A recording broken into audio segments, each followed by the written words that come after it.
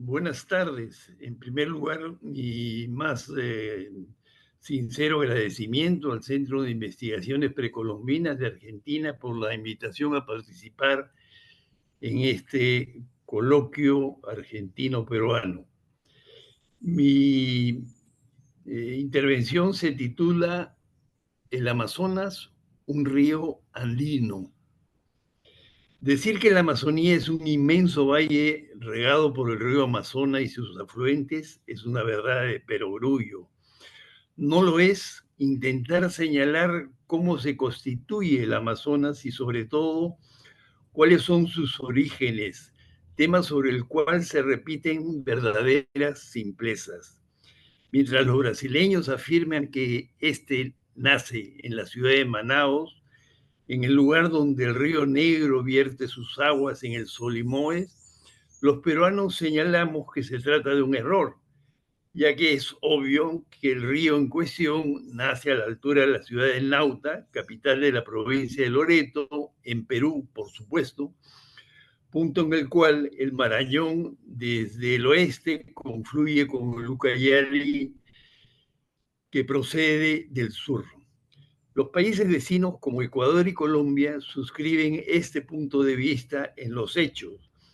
Colombia, por ejemplo, en su afán de tener acceso directo al Amazonas, se esforzó en la aprobación de un convenio de límites con el Perú que incorporó el llamado trapecio amazónico, que desde un extremo septentrional en el Putumayo se descuelga literalmente hacia el sur hasta alcanzar la margen izquierda del río que a criterio peruano se considera ya como el Amazonas. El resultado es un polígono que mirado con ojos objetivos más parece un producto de un error de un cartógrafo que de consideraciones de tipo geográfica. Las respuestas de Brasil y de Perú para establecer el inicio del río son equivocadas porque se basan en emociones patrióticas que no tienen en cuenta criterios hidrográficos. ¿Cómo deben ser entonces los criterios para establecer las fuentes de un río? Algunos geógrafos han determinado 4 normas: caudal de descarga, distancia respecto a la cabecera, área drenada de la fuente y altitud de su acuífero. Sin embargo, con ríos tan complejos como el Amazonas, esto no es tarea fácil, ya que dichos criterios no siempre concurren en igual medida al momento de determinar sus orígenes. De esta manera, la lejanía de una fuente puede encontrar como punto en contra el menor volumen de descarga que drena un área más pequeña, que de esta manera, que además está más cerca. Corresponde entonces al investigador ponderar los criterios para aplicarlos de manera equilibrada. Esto es lo que ha sucedido en el caso del Amazonas, por lo que diversos estudios han llegado a la conclusión que este río no tiene una única fuente, sino 3, aunque una de ellas ha sido prácticamente descartada. Las 3 están ubicadas en los Andes peruanos: el Marañón, el Apurímac y el Mantaro. El Marañón nace de los deshielos del Nevado de Yapura, ubicado a unos 5.800 metros sobre el nivel del mar en Huánuco, a apenas 120 kilómetros en línea recta del Océano Pacífico, en una zona limítrofe entre las regiones de Ancash, Huánuco y Lima. En su recorrido de cerca de 1.700 kilómetros hasta el pueblo de Nauta, donde se encuentra con el Ucayali y cambia su nombre por Amazonas, como ya he mencionado antes, atraviesa 6 departamentos peruanos: Huánuco, Ancash, La Libertad, Cajamarca, Amazonas y Loreto. En este recorrido, por zonas de vida y geografías diferentes, riega una diversidad de cultivos desde lo de altura, como la papa, arracacha, trigo, cebada, maíz, haba, oyuco, oca y quinoa, pasando por lo de los valles interandinos, como caña de azúcar, coca, café, cacao, algodón, chirimoya, paltas, zapallo, frijoles y calabazas, hasta los de zonas cálidas y bajas, como maní, yuca, plátano, sachapapa, pituca, dale dale, y una inmensa variedad de árboles frutales. En ese recorrido proporciona vida a habitantes de diferentes sociedades originarias y de foráneos. Pero el Marañón tiene además otra singularidad respecto de los otros ríos que fluyen hacia la cuenca amazónica. Mientras estos tienen su fuente en las laderas central u oriental de la cordillera de los Andes, el Marañón se inicia en el ramal occidental de esta cordillera, por lo que tiene en su camino hacia el océano Atlántico, tiene que atravesar los otros ramales antes de llegar al llano amazónico. El corte del ramal central está ubicado a escasos kilómetros de la ciudad de Bagua, en la provincia del mismo nombre, región de Amazonas, en un lugar conocido como Pongo de Rentema. Pongo es una palabra de origen quechua que quiere decir puerta de entrada.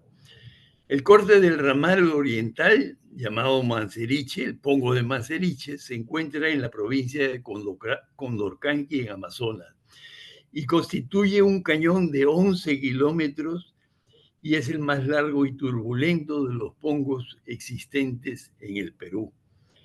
En la década de 1930, la mirada de los investigadores se volvió hacia las fuentes del río Apurímac, que fueron consideradas como el origen del Amazonas. En ese entonces señalaron el lago Vilafro, situado a una altitud aproximada de 4.700 metros sobre el nivel del mar.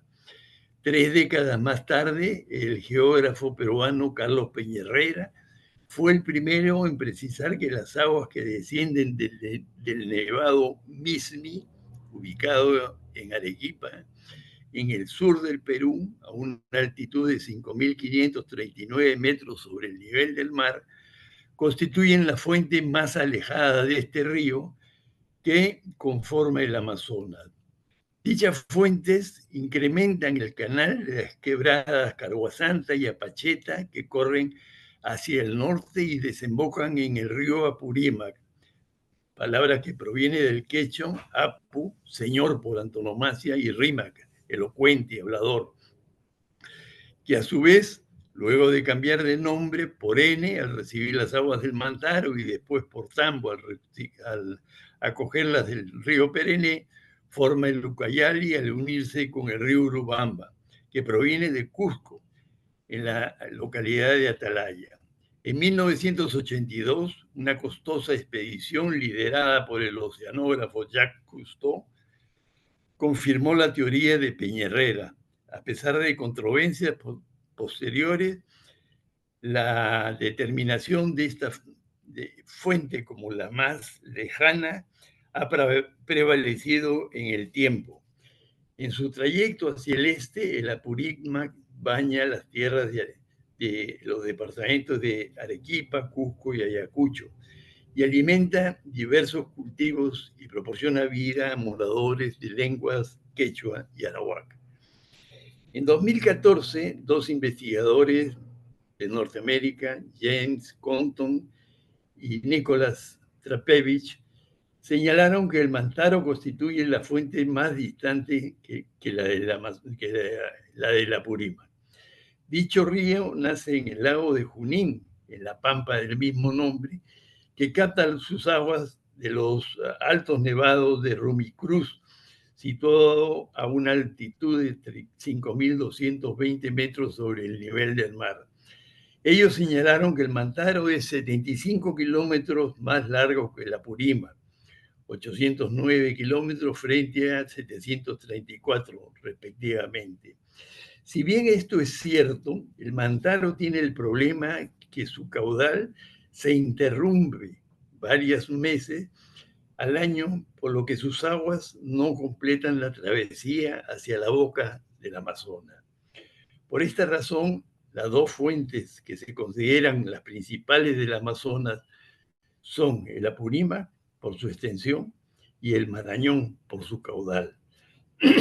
Sin embargo, existen una serie de otros ríos andinos que alimentan estas fuentes.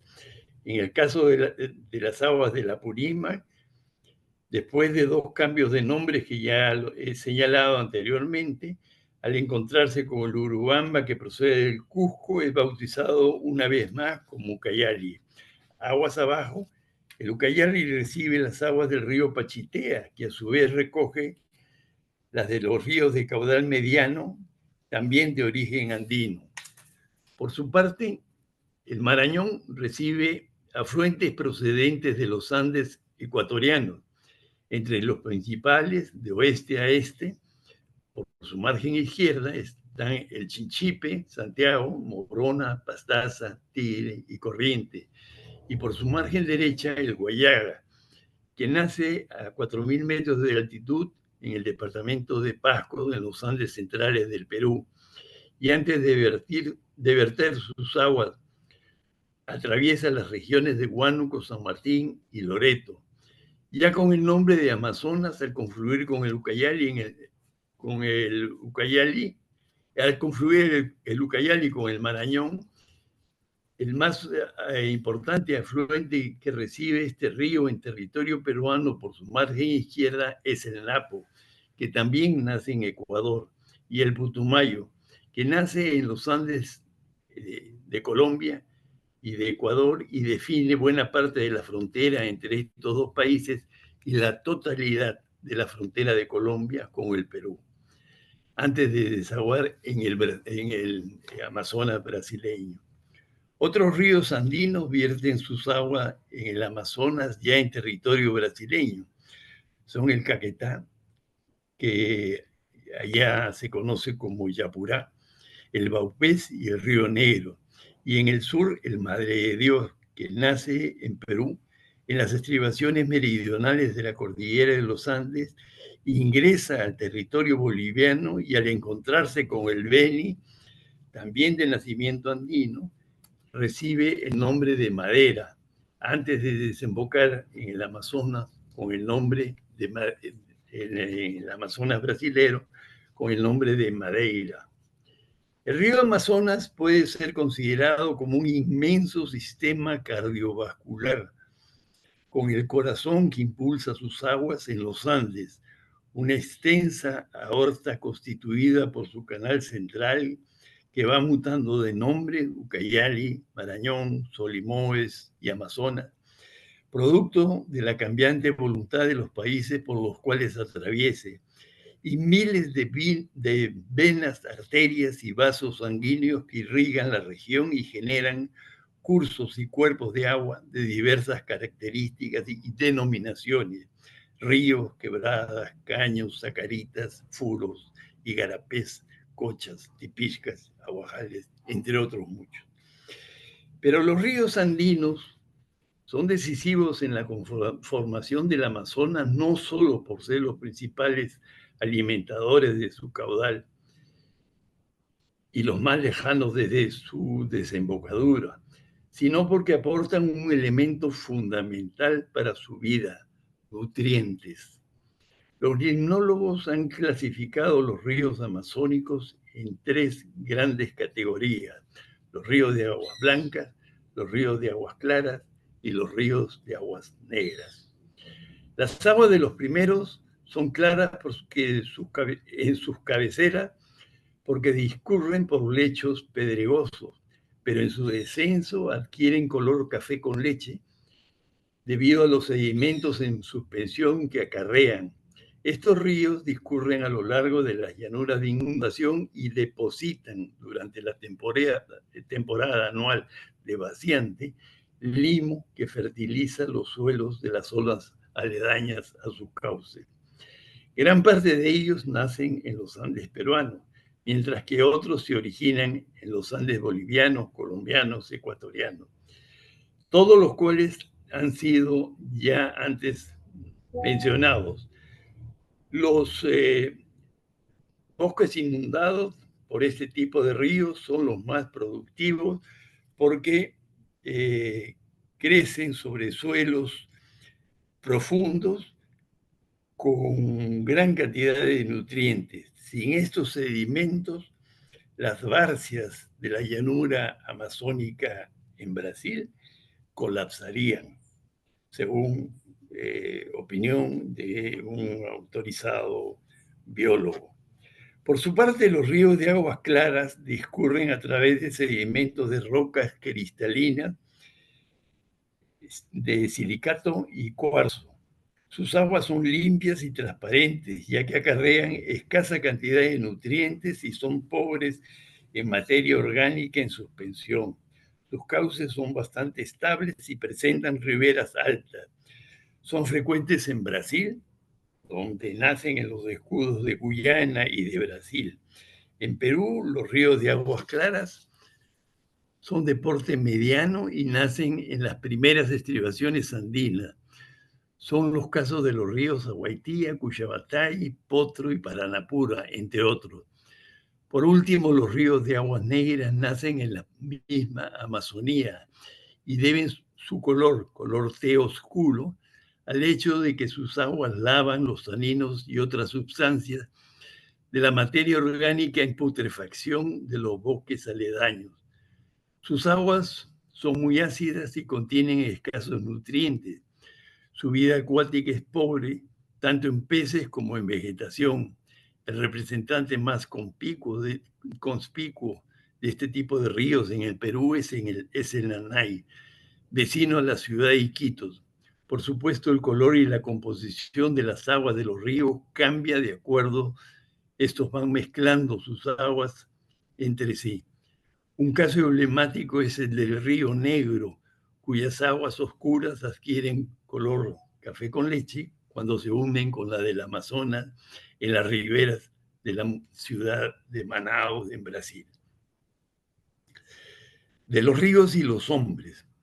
Los principales europeos que llegaron a esta región amazónica fueron los integrantes de la expedición de Francisco de Orellana, natural de Trujillo, en Extremadura, al igual que el conquistador Francisco Pizarro. Orellana murió de una enfermedad no establecida en la desembocadura del río Amazonas. Con él se repite el error habitual de calificarlo como descubridor del Amazonas. Orellana no descubrió nada, ya que solo la parte alta de la cuenca amazónica, que hoy constituye los territorios nacionales de Ecuador y Perú, se estima que estaba habitada en aquel entonces por alrededor de 1,5 millones de personas. Sucede lo mismo con Cristóbal Colón, que a su llegada al continente, que luego sería bautizado como América, encontró unas tierras en las que se estima que moraban más de 50 millones de personas.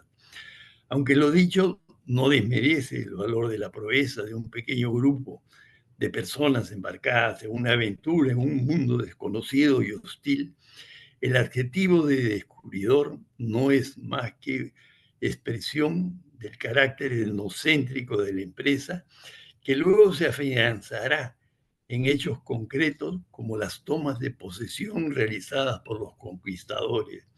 Una muestra de estas tomas de posesión la ofrece Francisco de Carvajal. Cito un párrafo de su crónica.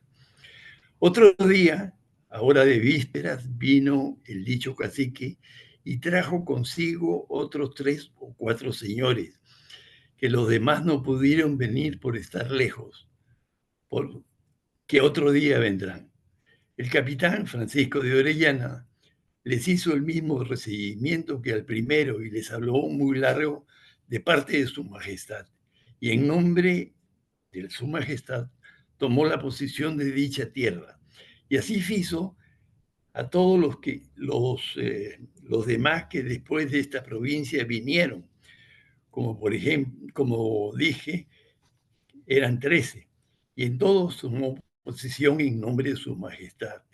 Viendo el capitán que toda la gente y señores de la tierra venían en paz y consigo, que convenía el buen tratamiento, todos holgaban de venir en paz y así tomó posesión de ellos y en la dicha tierra en nombre de su majestad.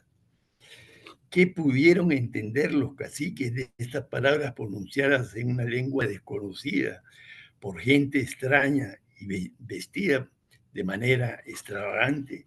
Nada. Pero esto era secundario para los conquistadores, que tenían la misión de incorporar las gentes y sus heredades al dominio de la corona española.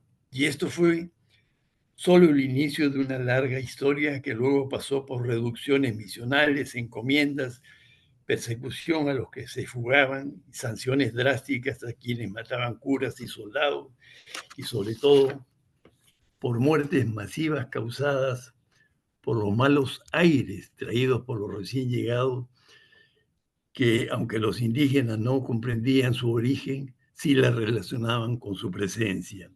Lo que vino después fue peor, ya que implicó auténticas cacerías de personas y su esclavitud para hacerlas trabajar bajo las órdenes de patrones despiadados que ambicionaban sus riquezas, las riquezas de los bosques amazónicos.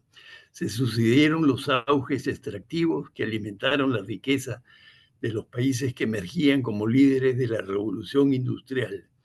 Llegaron así los ciclos de explotación de goma silvestre, cueros y pieles, madera, minerales metálicos e hidrocarburos.